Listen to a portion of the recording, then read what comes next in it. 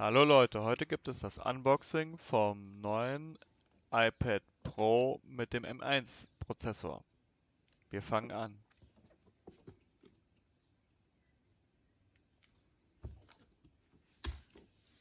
Zunächst einmal die Hülle runter, bzw. die Verpackung.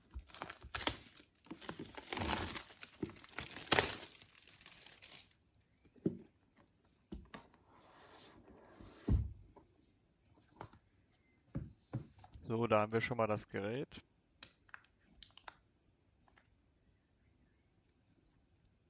Vorder- und Rückseite. Das legen wir erstmal weg und gucken uns die Beipackzettel und den Rest an.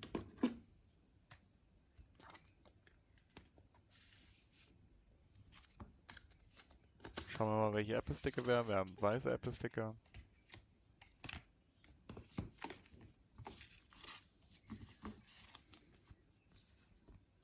Und natürlich Beipackzettel mit Einrichtung etc. Genau da.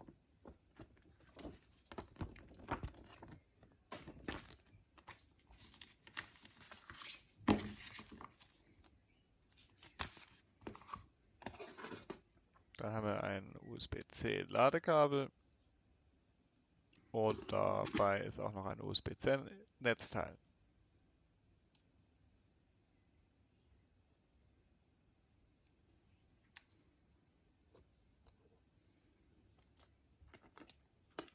So, jetzt machen wir einmal die Folie vom iPad ab.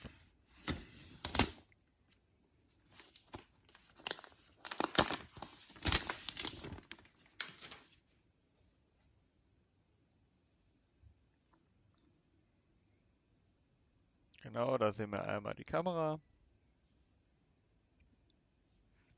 und der Dock-Connector unten. Dann USB-C klar zum Aufladen und zwei Lautsprecher unten, zwei Lautsprecher oben, so wie die anderen iPad Pros, glaube ich, auch. So, nun startet es einmal.